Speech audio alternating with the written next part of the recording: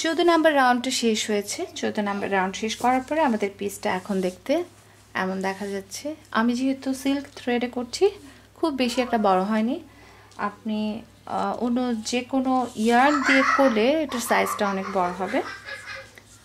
তো এখন 15 number round শুরু করার জন্য আমাদেরকে যেটা করতে হবে সেটা হচ্ছে, আমরা যে চেইন 3 যে স্পেসটা করেছি, আমরা চেইন 3 স্পেসটাতে ঢুকবো। এখানে স্লিপ স্টিচ করে ঢুকবো। ঢুকে ফার্স্ট একটা চেইন বন্ড করব। এরপরে ফার্স্ট আমাকে একটা সিঙ্গেল ক্রোশে করতে হবে। এই সেম জায়গাটাতে আমরা একটা সিঙ্গেল ক্রোশে করব, চেইন 3 করব, আবারও সিঙ্গেল ক্রোশে করব সেম প্লেসে, চেইন 4, নেক্সট চেইন 3 স্পেসে যে একটা সিঙ্গেল ক্রোশে, চেইন 3, আবার single crochet, chain 4, single crochet, chain 3, single crochet. Continuously এটাই হচ্ছে এই রাউন্ডে আমাদের কাজ। চেইন 4, চেইন 3, আবার চেইন 4, এভাবে করে আমরা প্রত্যেকটা রাউন্ড, প্রত্যেকটা চেইন 3 যে স্পেস আছে প্রত্যেকটা চেইন 3 স্পেসে কাজ করব। একটা single crochet, chain 3, single crochet, একটা স্পেস থেকে আরেকটা স্পেসের মাঝখানে আমরা চেইন 4 দিব। তো এই 15 নাম্বার রাউন্ড শেষ হবার পরে আপনার হবে 64 সিঙ্গেল ক্রোশে, 32 চেইন 3 স্পেস এবং 32 চেইন 4 স্পেস।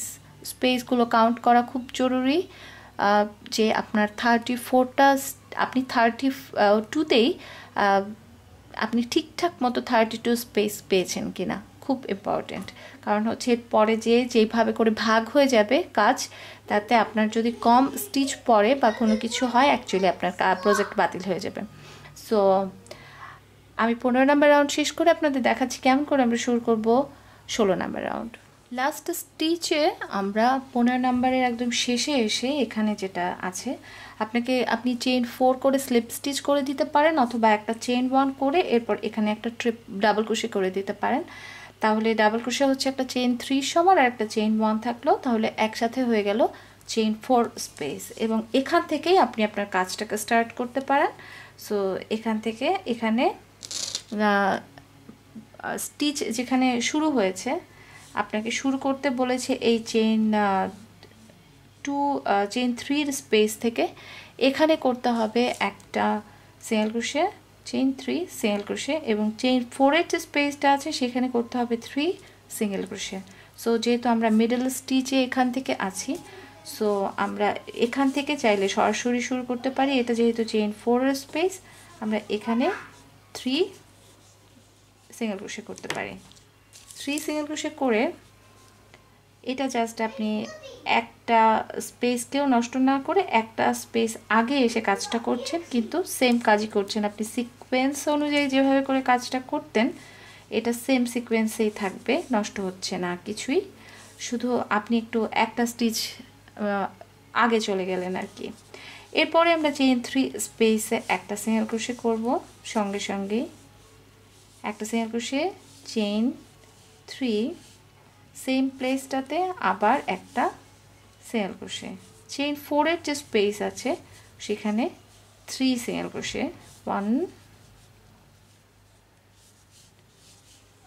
2 3, চেইন 3-এর স্পেসে সিঙ্গেল ক্রোশে, চেইন 3, সেম কাজ actually, single crochet, chain 3, single crochet, chain 4-এর স্পেসে 3 সিঙ্গেল ক্রোশে, 1 2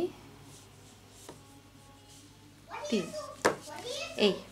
এটা হচ্ছে আমাদের 16 নাম্বার রাউন্ডের জন্য কাজ।